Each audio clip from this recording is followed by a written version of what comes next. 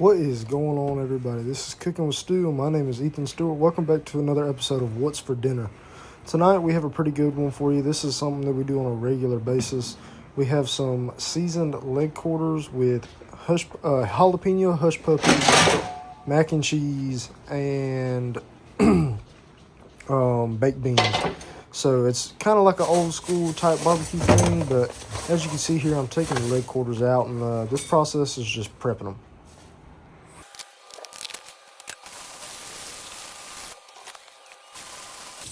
All right, so once you get your chicken out, prepped, washed, and out of the packaging, you want to go ahead and go in with some seasoning. I like to use Everglades fish and chicken. I just love Everglades. It tastes good on just about everything. But I put this stuff on pork chops, leg quarters, just about anything you can think of other than a steak.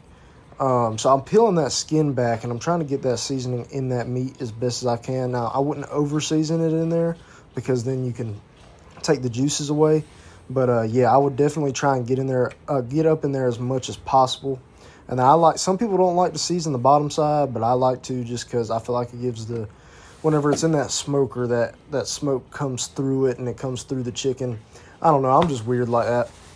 But as you can see, it's kind of a simple process here, just giving them a light dusting front, back, and peeling that skin back and getting it up on that actual chicken meat itself.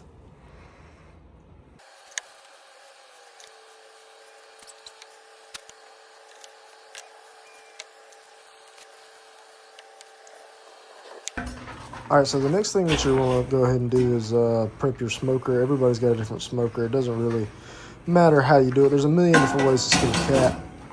But, yeah, that's what I'm going to go ahead and go in and do now. I think if you guys have watched my pork ribs video, you guys see how I clean it and dump out all the smoke. All the ash and everything. So I'm not going to kill you guys with that, but that's what I'm going to go ahead and do now is prep the smoker.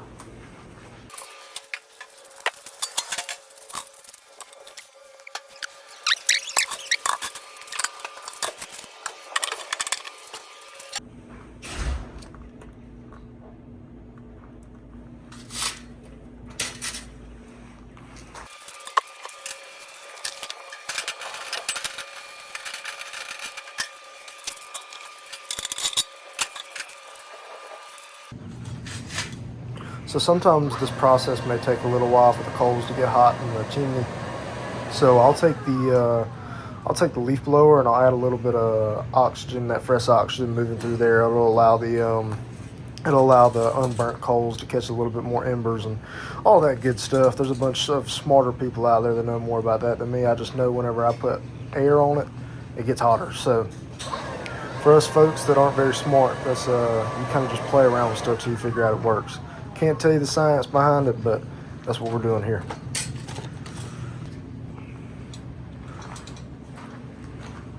So what we're doing here is, for folks that don't know, is we're just putting those burnt coals in that chimney because they get hotter in that chimney before you can go ahead and put them on that bed of unburnt coals, and those hot coals will slowly smolder those unburnt coals and create smoke for your smoker. So that's what we're doing here.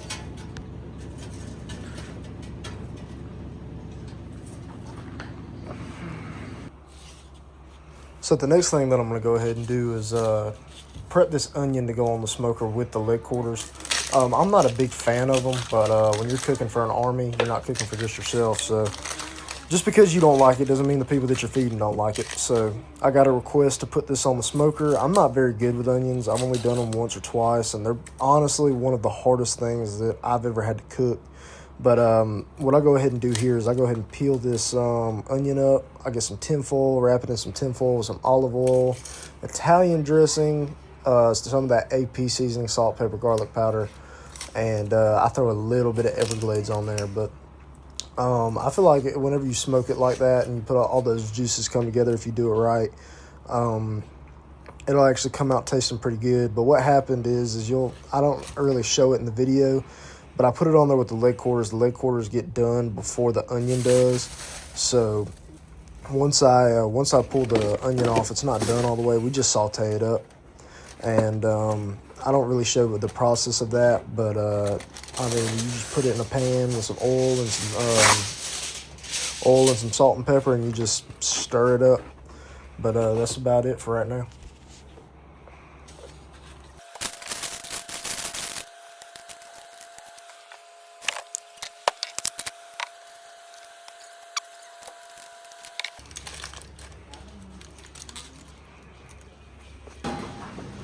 So by this point, your smoker should be going pretty good. I don't have a temperature gauge on the smoker. I just kind of, whenever that smoke starts rolling up the top, I know it's pretty ready.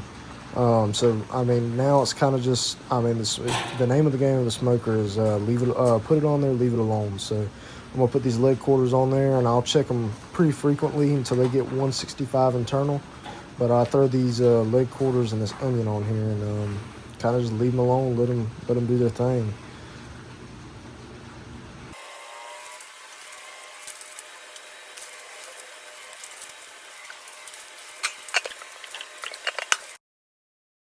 So the next thing that we're going to go ahead and do is prep these jalapenos for our jalapeno hush puppies.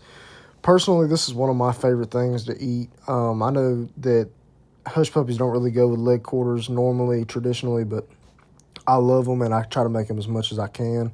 And I don't know what was going on with the audio in this clip, so it was making like a loud buzzing sound, almost like a buzzer beater in basketball, but I don't really have much audio from this, so I apologize for that. But that's what we're doing right now, is prepping some jalapenos.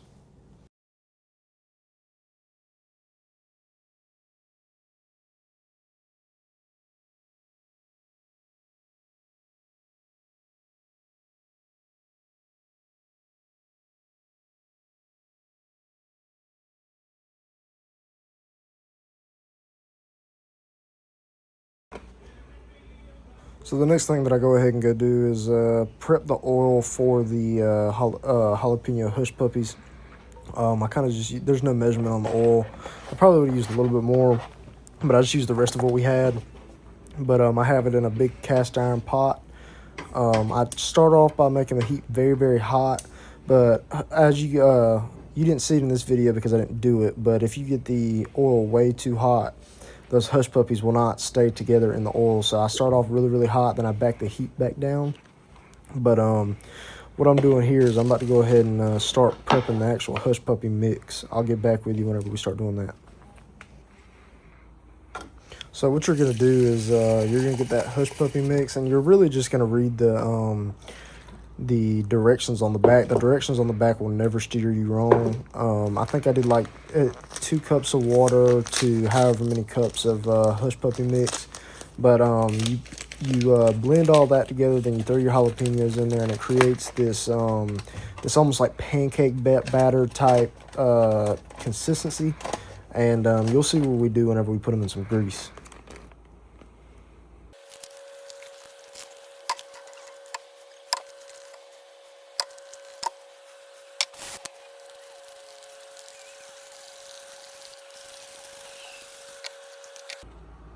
So as you can see, it's created this pancake batter type, thick, but also liquidy consistency. And that's exactly what you want it to look like right there. So what I've went ahead and done is I put a little bit of water in our grease to make sure that it was all right. Then I backed down the heat. And I feel like the best way to approach these hush puppies is to take 2 spoons and kind of scoop it up with one, and then scoop it off the spoon with the other. Some people put water on them in the middle so the batter doesn't stick. I also do that in this ordeal right here, but it's kind of just however you feel like. This is the way that I like to start it, but yeah, that's what we're doing right now. So as you can see, we've thrown a few more hush puppies in. The way that I know that they're about ready is whenever you see both sides are golden crispy brown, and they start to float to the top. But that looks good right there. I mean, it's that gold crispy flavor, and gold crispy crust, and that's what you want to look for. And when they start floating to the top, that's when you pull them out. We've also added a thing of Bush's baked beans up at the top up there, but I mean they're just canned. You just take a can opener, open them, and then put them in there and let them cook themselves. Really, ain't nothing to them really. So what I go ahead and do here is go in for the first check on the chicken. That good seasoning crust right there is what you're looking for, but I went ahead and checked it. I can't remember exactly what it was on the first check. I guess we're about to find out. It looks like it's about 158. I like the chicken on internal to be about 165. That's when it's supposed to be done. And normally I'll be lenient with a lot of other meat, but chicken is one of them ones that I'm not lenient about at all. You get sick real quick off of undercooked chicken. So if you ever decide to cook chicken, smoke chicken, fry anything, I would make sure that chicken is completely done before you pull it and you serve it to the people that you're cooking for.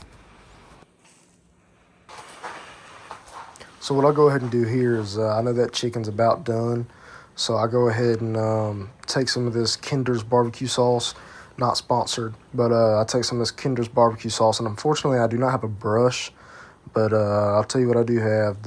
What the good Lord gave me was an old index finger, so kids, do not do this at home because it could be very, very hot, but unfortunately my brush, it got super, super old and broke not too long ago, so right here at the end, when it's about the last 5 to 10 minutes, I like to take a little bit of barbecue sauce and brush it on there and caramelize that skin nice and fine like. So it's been about 10 to 15 minutes since we last checked on it, and I didn't even put the temperature gauge in it this time. I knew that they were pretty much done.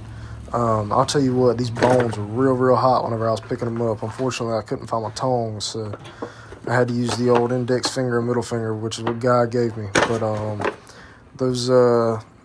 that skin caramelized real well with all that barbecue sauce over it. The seasoning stayed on very, very well. And overall, I think these were pretty good leg quarters. As you can see, I burnt my hand pretty good right there. But stay tuned for the final plate. All right, folks, this is what everybody's been waiting for. I went in with a piece of leg quarter, a couple hush puppies. I grabbed me an extra one. I normally only grab 2, but I want and then some baked beans and some mac and cheese over there. But if you guys enjoyed today's video and you guys like content like this and like figuring out how to make these recipes that I make, just let me know. I'm not really trying to appeal to the fancier side of cooking. I'm appealing to the everyday person, people that can afford meals and make it affordable. I mean, we ain't out here spending $150 on dinner. I mean, this is $25 for you and your family. But if you enjoyed today's video, don't forget to like, comment, subscribe. I appreciate it.